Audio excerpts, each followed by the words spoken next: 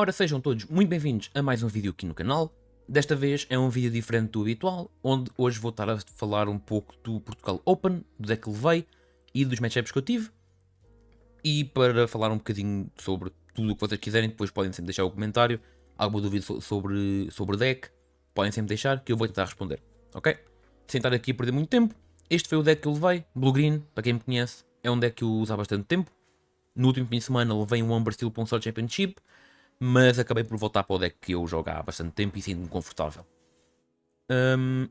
Não há assim uma carta aqui no deck nova, inovadora e nenhuma tech secreta. A única discussão realmente sobre o deck atualmente é as 4 drops. Há quem use Donald, há quem não use. Há quem use, por exemplo, o Molier, que é uma carta deste último set, que quando ele questa compramos 2 e descartamos 2. Há quem não use John Silvers, há quem esteja a optar pela Moana.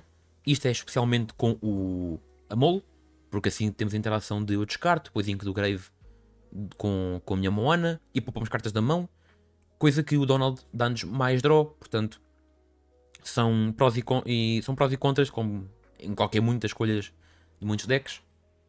Eu pessoalmente gosto mais do Donald Duck. A Merryweather, há quem use, há quem não use também. Eu gosto bastante dela, da IT3.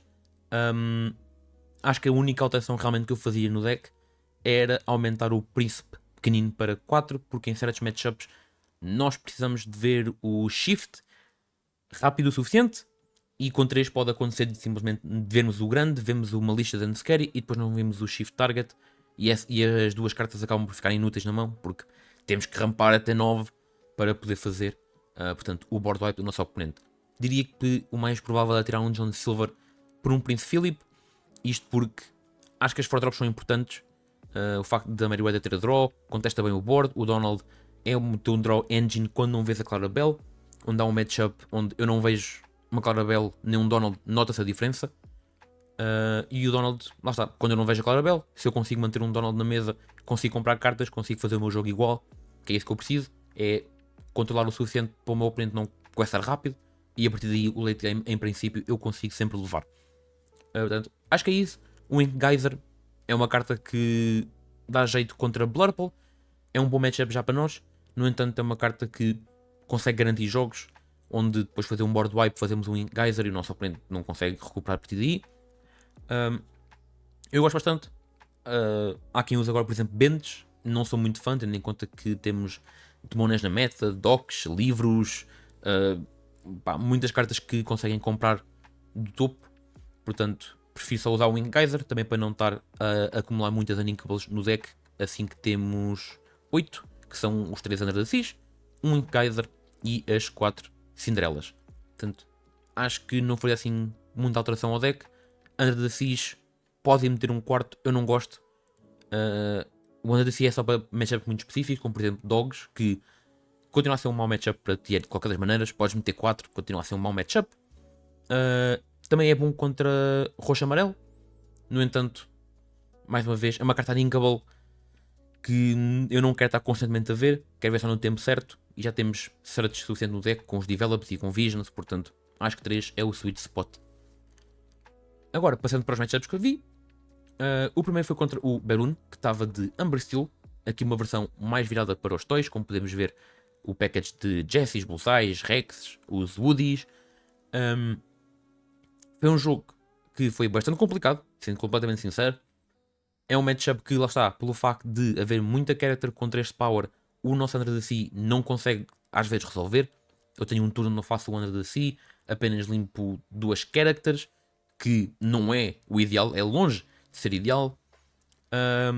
E só consigo levar este jogo porque o meu oponente no final do jogo não consegue dar banish aos meus 2 Shingers. E então consigo fazer o board wipe e controlar o jogo daí. Mas foi um jogo demasiado complicado, tendo em conta que é suposto ter um matchup até ok para mim. No entanto, lá está, foi aqui que eu decidi, eu preciso do príncipe pequenino, eu preciso de aumentar a count, porque eu preciso dele mais cedo, o Under assim não chega.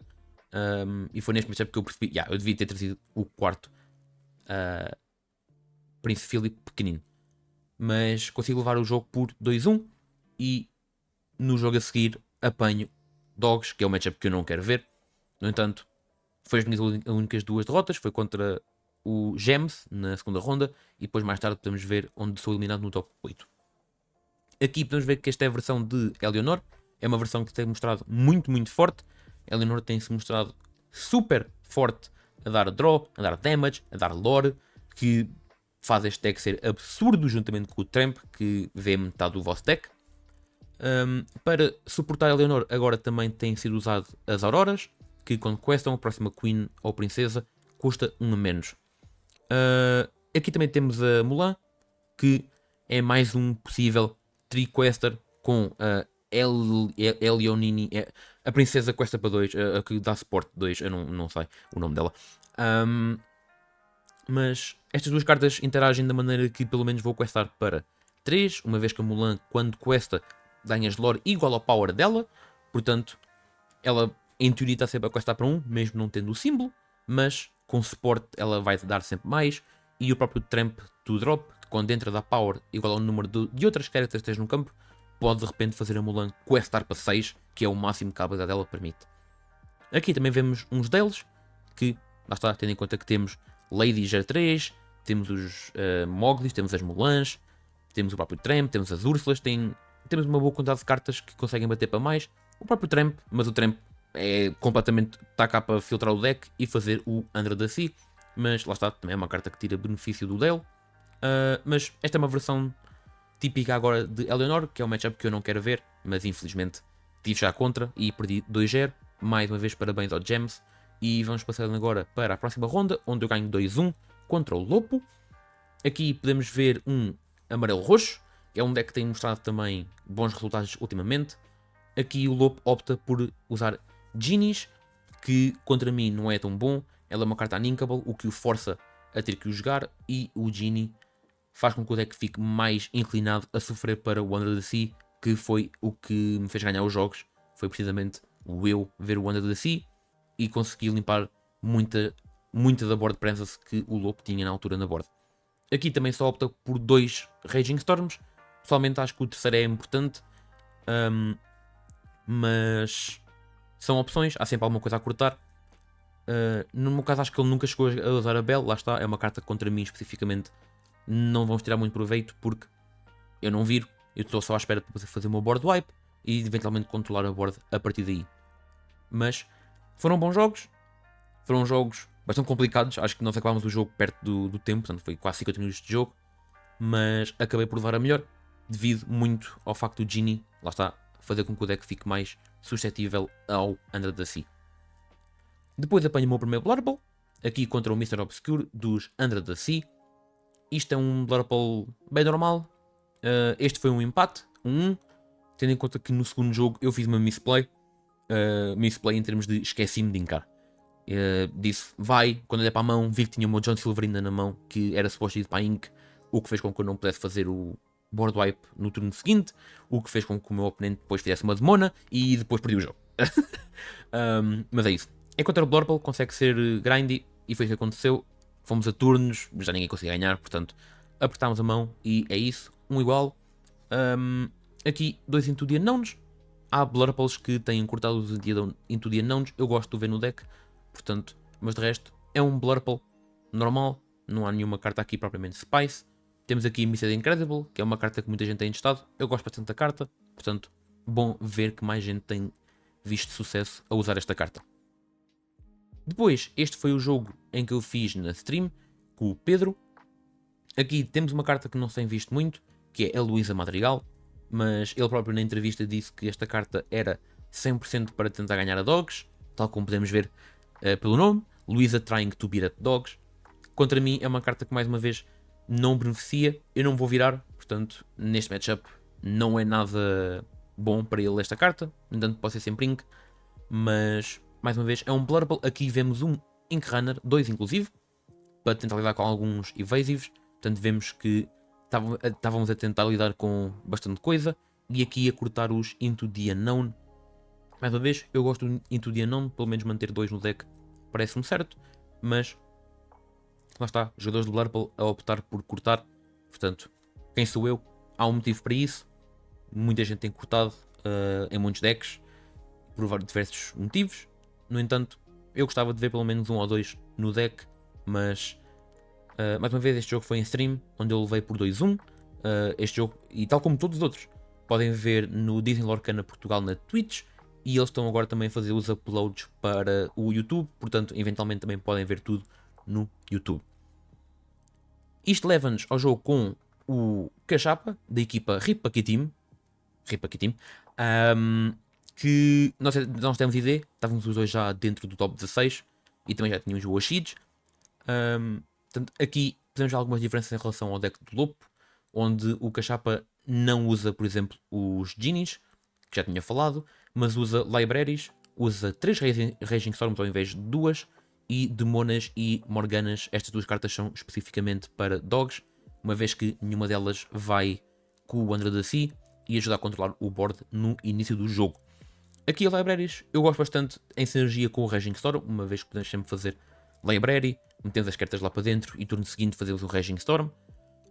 Ou mesmo pelo facto de Library ter 8 de Willpower, e há alguns decks que não estão equipados para lidar bem com locations, e parecendo que não, a Library vai fazendo 1, 2, 3 quando demos, por isso já deu 10 de lore, como eu vi a acontecer num jogo do próprio Cachapa, onde a Library levou de 2 de lore até 13 sozinha. Portanto, são versões do deck.